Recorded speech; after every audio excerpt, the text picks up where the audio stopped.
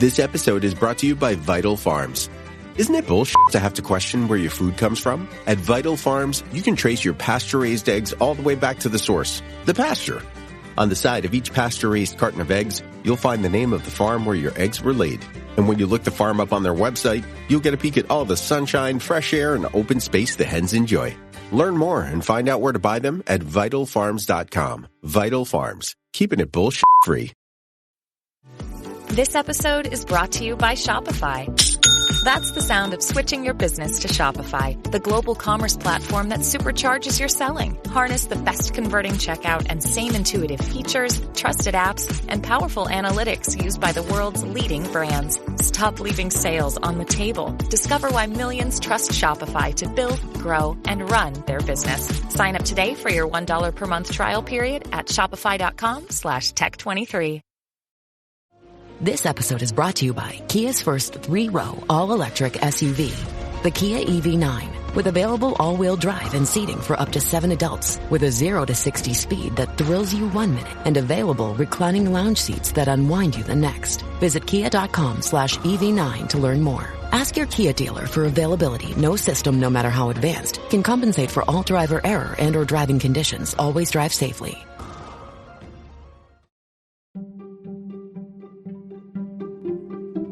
Welcome to the HCI family of podcasts. We're your source for personal, professional, and organizational growth and development. We share our own original research, explore industry trends, and interview executives and thought leaders from across the globe. Join us for practitioner-oriented content around all things leadership, HR, talent management, organizational development, and change management. Maximize your personal and organizational potential with the HCI family of podcasts.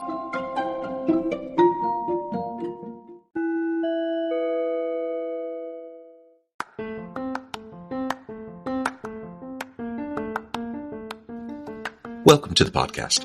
In this podcast episode, I talk with Richard White about the challenges of customer-facing teams in a fully remote or hybrid environment.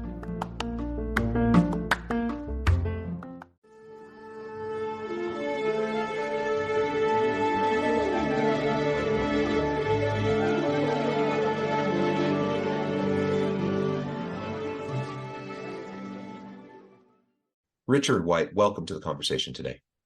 Thanks, Sean. You're joining us from the San Francisco Bay Area. I'm south of Salt Lake City in Utah. And today we're going to be talking about the challenges of customer-facing teams in a fully remote or hybrid environment and what we might be able to do to mitigate those challenges and even turn those challenges into opportunities for our teams. As we get started, I wanted to share Richard's bio with everybody. Richard White is founder and CEO of Fathom.video, a free app that records, transcribes, and highlights your calls so you can focus on the conversation instead of taking notes. I think that's wonderful. I've tried a few of these different types of apps and services before to varying kind of reviews and outcomes.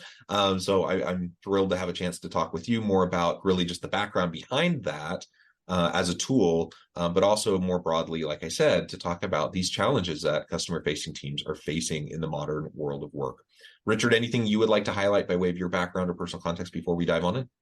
Sure. Yeah. I'm originally kind of a computer science grad / programmer turned product designer turned, I guess, kind of go-to-market leader. At my last company, I ran the marketing team as well as the sales team for a while.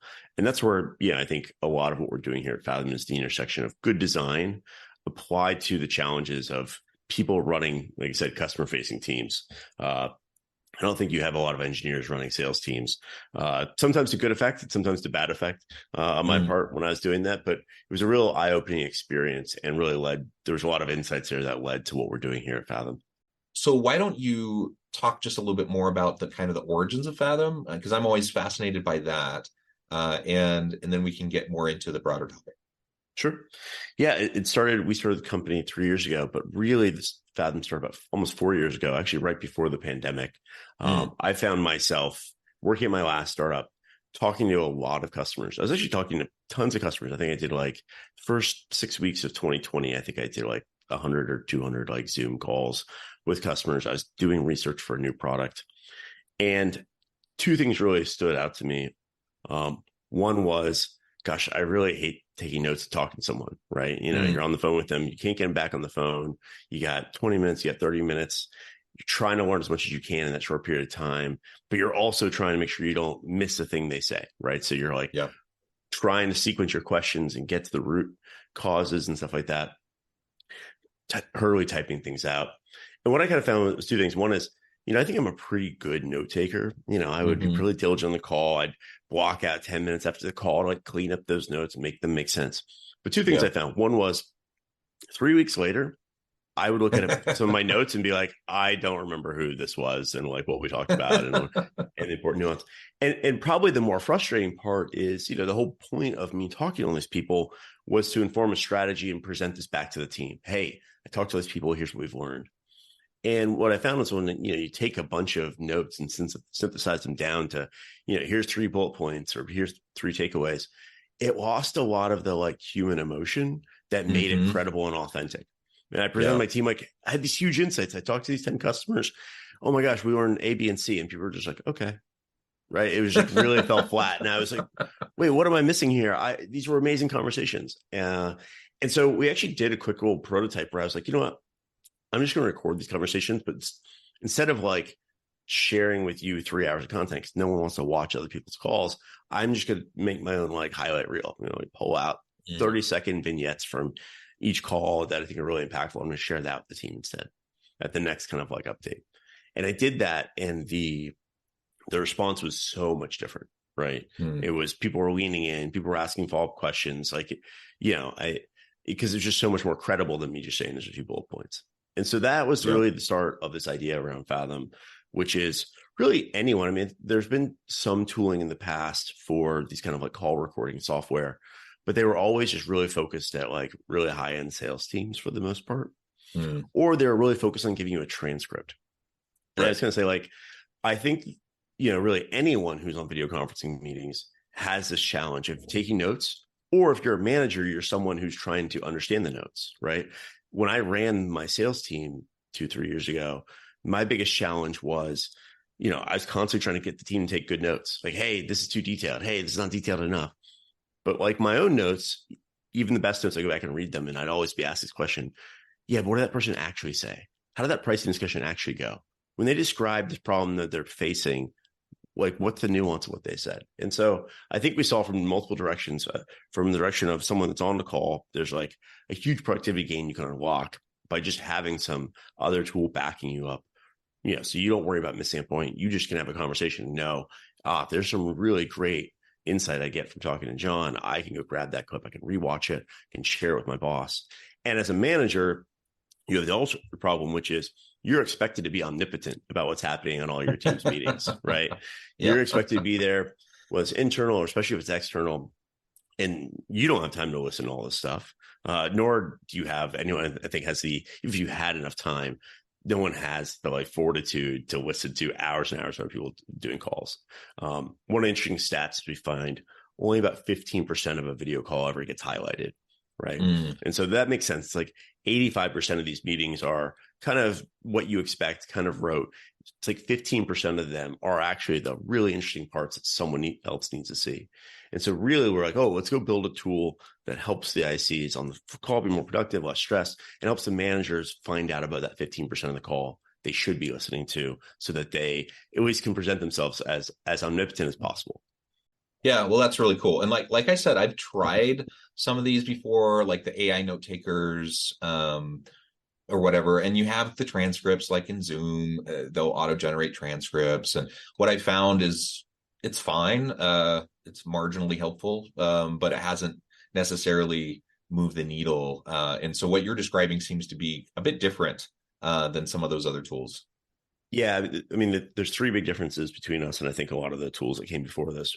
A lot of them just like spit out a transcript. We actually spit out some structured notes or an AI summary, but we don't rely on the text. I find that all of the text, whether it's some AI summary or whether it's a transcript, no one should read the transcript. We use the transcript as a way to get back to the part of the call to watch. I think you really have to watch the primary source. And so we focus more on let's find the highlights and rewatch the 3 minutes of that meeting that really matters, rather than you try to read the transcript, because a lot gets lost even in that. The second thing we do that other ones don't do is we give you instant access to all the stuff after the call. Like Zoom itself even takes like half an hour to get you just the recording and the transcript after the call. We get it to you within 10 seconds. And I think that's super important too, because if you're trying to replace notes, people clean up their notes after the call, right? Or they like do all their actions. They do follow-up emails. They put the stuff in the CRM. And so we thought it was super important to like make sure that thing is super fast from a UX perspective. And then the third big difference is we're completely free for individuals. And so I think a lot of these other tools are charging you a lot of money for a tool that's slow and doesn't really give you the output you want. Yeah, cool. And one of the things we've been focusing on so far in the conversation is the customer facing piece of this, right? So during the pandemic, everyone had to go remote, and lots of teams who perhaps weren't comfortable in a remote environment with remote collaborations had to try to figure out better approaches. And I imagine this tool could be utilized in any of those types of remote or hybrid types of team collaboration types of environments, but you also focus directly on the customer facing teams. So maybe speak a little bit more to that, in that distinction, even where you're kind of honing in on that niche. Yeah, that's been our initial kind of focus, has been those external calls with customers. They're I think one of the most limited resources in an org, right? It's like, unlike an internal meeting, if I miss something you said and you're a customer, it's hard for me to get you back on the line, right? Even harder if you're like a prospect, right? So we also see that's also I think the lifeblood of an organization is, what are customers saying about us, right? And the larger your org gets, the less people are actually at the coalface hearing those conversations, right? And so I think we also find that those kind of customer conversations are something that everyone in the org wants to see, whether they're in marketing, whether they're in engineering, whether they're in product. So any of the calls that are happening for your success team, for your sales team, from your implementation team, they want, like, that's the stuff that everyone else in the org wants to get access to. And I think they're also the most high pressure calls too, right? Where it's like trying to ask you to do two things at once. The less we can make the lower we can make the cognitive load on the human doing the conversation, the better, right? And so we'll not only record things, we'll do like in-meeting coaching, right? Letting you know if you monologue or you're talking too much or not enough, and that sort of fun stuff. But yeah, I think the pandemic was interesting because a lot of the ways, if you're a manager, a lot of ways again, remember I mentioned like you are expected to have this kind of omnipotence. And historically, the way you had some of this omnipotence was ambient awareness. You would have a sales floor, you have a success floor, you overhear people saying things, and you could overhear one half the conversation, and that could kind of give you some awareness, like, oh, that's interesting. What question sparked you to go down that thread, right? Or, oh, I don't know that we should explain it this way. Here's probably a better way to explain it. Like, a lot of that was lost. And I think there was a lot of really good, customer-facing managers that kind of found themselves without their best tool, which was that ambient awareness of what's happening. And so now we're trying to help people kind of rebuild that ambient awareness with tools like Fathom, where you can say, okay, certain keywords or certain things, I want to be able to audit calls when I hear they don't go well, or I want to get an automatic alert when certain keywords or certain things are said, or I want to get notified and listen to all the pricing discussions that are happening. So we almost have to rebuild this from first principles of, okay, you're not just going to overhear things. What's going to get more structured and programmatic around what are the parts of the conversation you think are most valuable for you to like review and listen in on? Yeah. Well, and I even think back to, in another life, this was decades ago, where I'm like sitting I'm like a training supervisor at a call center, and I'm listening into calls, right? That's like what I did so much. I'm like listening to calls. I'm taking notes for coaching or mentoring sessions, or to figure out what trainings need to be accomplished. And like you said, nobody wants to sit and listen to calls where the vast majority of it's just kind of rote, kind of repetitive stuff. It's really that smaller chunk where you get to the heart of the interactions, right? So I imagine even in that kind of a setting, like this could be super helpful, because it's going to highlight the most important pieces that are really going to resonate and are going to be important for you to then translate into like coaching conversations and those sorts of things. Yeah. The ability to just pull out like, here's 30 seconds call and share it with a colleague or another executive, et cetera. And now we're even getting to the point where we can automatically surface some of these trends across calls. So like we're at the point where I don't even need you to listen to individual calls. Here's the top 3 new questions we've heard this week. Go listen to them and brainstorm an answer to your team. So yeah, that's why we focus, I think, mostly on external calls. Having said that, I think the other big impact of kind of the shift to remote work is what I call kind of like meeting inflation on like internal meetings. Sure. again, it stems from the same like ambient awareness problem. It used to be invite a few people to the meeting. If someone needed to hear some part of that meeting, they'd probably pick it up, at the water cooler or whatnot. Oh, we talked about this. Oh, let me go follow up and figure out what was said. And in a remote culture, that doesn't happen. So now you get people over inviting people to meetings. Oh, like one time we talked about something that Tim should have heard. So now we're inviting Tim to this meeting every single week. And poor Tim never 3 out of 4 times Tim joins this meeting, doesn't say a thing, doesn't need to hear any of this stuff. Right.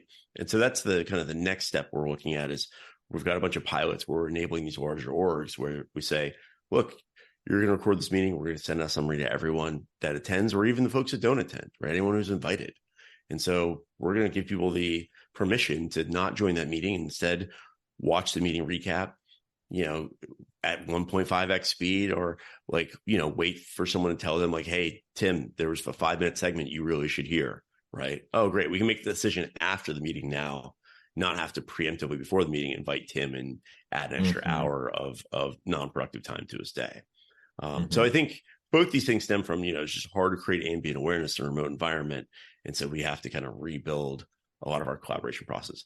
Having said that, I think once you do, you actually build a org that's almost more resilient and more efficient than the in-person one, because the ambient stuff was easy and you got it for free by having an office. But I don't think it was always the most effective way to do these things, right? Well, right. And that's one of the big arguments that leaders are making as they're doing, calls for return to the office, or mandates even for their remote or hybrid workers, is they feel like, well, we just don't know what's going on. We don't have that ambient knowledge of what's happening just through the inner office culture and water cooler conversations and all that kind of casual stuff. And, there are good reasons to be together face to face in an office setting.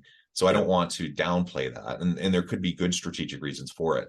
But if the general thing is, I just don't know what's going on anymore in this remote environment, and I need to have better kind of knowledge and better even control over what's happening, I think that's not a great reason. I think there are tools that can help us to do that. And there are ways that we can, in a remote or a hybrid environment, help these collaborative opportunities to still occur, even if it's different than what it, when it happened perhaps organically in, an office setting.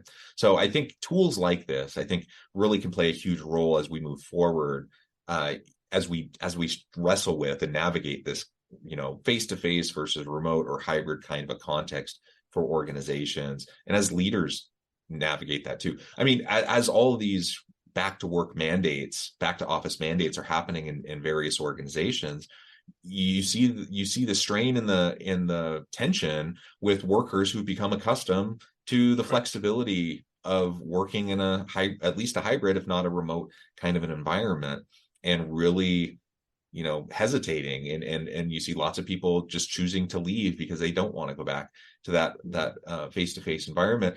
And frankly, we're in a really tight labor market, skills gaps. It's not easy to get and retain good people. And so, you have to wrestle with, well, what are the pros of bringing people back to the physical office space? And there can be many, but what are the downsides to that? And one of them is you might not be able to keep that good person or attract the next good person.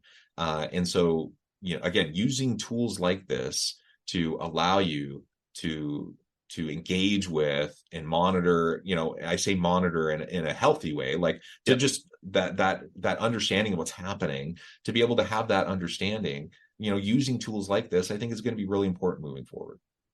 Yeah. I mean, I think our vision is, a world where it's like, actually, you prefer to have the remote meeting. It's actually easier on you and whatnot. And I already live this, because sometimes people ask me, hey, you want to meet up for coffee? And I'm like, we can, but I'd rather not, because if you tell me anything, I'm going to forget 50% of it. Not my action items going to be really bad. But if you meet with me on Zoom, one, obviously it saves me much time to go in the coffee shop, but I also have this recording of it, right? And I have this whole new muscle memory that makes me a much more productive person when I can do this kind of interaction versus going to the coffee shop, whipping out my notepad and trying to be like, wait, what did you say? And losing a lot of the nuance that I would get via video. So I think that's, as intentional as we might be, when you're meeting with a person, you're trying to be present with them, you're trying to listen, you're trying, like, of course, all those things, we try to do it. We still have terrible memories. Yeah. and like you said, even if we're really skilled at taking really great notes, it's still just, it's hard when you're having all these interactions to keep everything straight and to be able to develop those types of meaningful kind of interactions and relationships with people without tools to help us to reinforce us, right?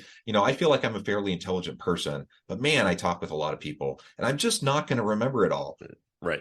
I don't think we were built to have, 5 to 7 calls a day with 5 different people 5 days a week, right? And, you think about some of these jobs where it's like I catch up with someone once a month or once a quarter. Gosh, I don't remember. I feel bad. Like they all blur together at some point. And there's something really special that happens when I meet with someone on a video call. I've recorded it, summarized it, or review it, and then meet with them 6 months later. I go back and watch the last couple of minutes of that call, and immediately pops in my brain. I remember exactly where I left off with that person, right? And so that's what this is all about, right? Like, we have enough stressful things in our lives. So like, how do we find ways to make it slightly less stressful?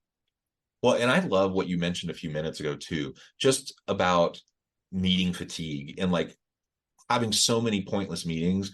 I don't know about you, but I went to lots of pointless meetings before the pandemic. But once the pandemic happened and like everyone goes remote, all of a sudden I'm getting invited to every stinking meeting, and I'm like in meetings all day long. And that's the pendulum has swung back a bit, but still I'm in way more meetings now than I was before the pandemic.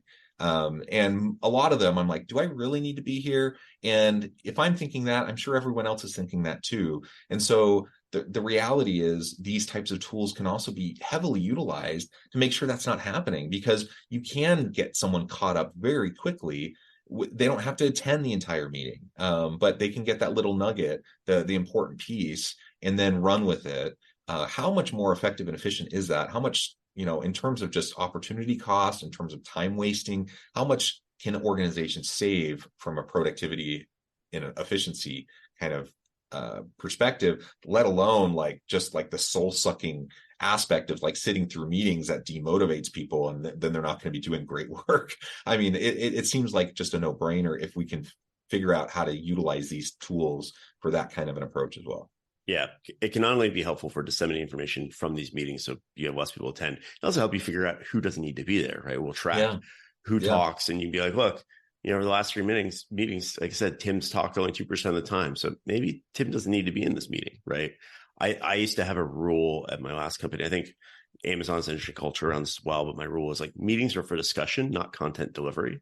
Yeah. And you see a lot of places. I think the reaction to that loss of ambient awareness for a lot of organizations was the only hammer we have for awareness is meetings. And so everything looked like a nail. And so just great, we're going to proliferate these meetings. And yeah, there wasn't someone that sat down and said, we're going to have a bunch more meetings. It just happened organically because that was the main lever you had as a manager to disseminate information. And I think now you're starting to see companies look at stuff like this, like Fathom, or also looking at things of like, which of these things don't need to be meetings? Which of these things could be, I'm going to record a presentation and let you watch it asynchronously, or, I'm going to take the time to Amazon style. Amazon has the like before every meeting, big strategic meeting, you have to write a 6-page memo, and everyone sits at the beginning of the meeting and reads the memo, and then they discuss. And so, maybe you create a culture where it's like, oh no, we're going to put more onus on the meeting creator to disseminate stuff asynchronously ahead of time. So I think you're seeing a bunch of different strategies. And I think the answer is all of the above, right? There's no one silver bullet. The good companies are deploying all 3 of these strategies in different places to, try to get back some of that productivity that was lost when we got this dramatic meeting inflation. Yeah. Well said. Well, Richard, it has been a real pleasure. I know at the time I'm going to need to let you go here in just a few minutes, but before we wrap things up for today, I wanted to give you a chance to share with the audience how they can connect with you, find out more about your work, your team there at Fathom, and then give us a final word on the topic for today. Cool. I'm a LinkedIn guy, so feel free to find me on LinkedIn. Richard White on LinkedIn, Fathom. You'll see this bright blue avatar. It looks like a bitmap. Everyone thinks it's an NFT, but we had 8-bit images before NFTs, so calm down. It's not an NFT. So just ping me on LinkedIn. I'll try to hopefully get back to you quickly in between all the recruiter spam I get. I think the last word on this is just that there are a lot of there are a lot of like ways to improve this, right? So I think if you're not experimenting with some tool, either for internal meetings or external meetings, you should be trying something, because I think there's a lot of stuff out there that you can start iterating to a more productive workforce. Obviously, we'd love for you to try Fathom. Again, completely free to use for individuals. We only charge you once you want to roll it out to your entire team, but you can easily pilot Fathom with a handful of folks in your team. They'll love it. They'll be more productive. It's almost my guarantee. I've very rarely seen people that are on customer meetings that don't. So yeah, that's it. Thanks for having me on, John. This has been great. I love it. Thank you, Richard. And I'm excited to try Fathom myself. I'm going to go check that out as soon as we're done with this call. I encourage the audience to reach out, get connected, find out more about what Richard and his team can do for you. And as always, I hope everyone can stay healthy and safe, that you can find meaning and purpose at work each and every day. And I hope you all have a great week.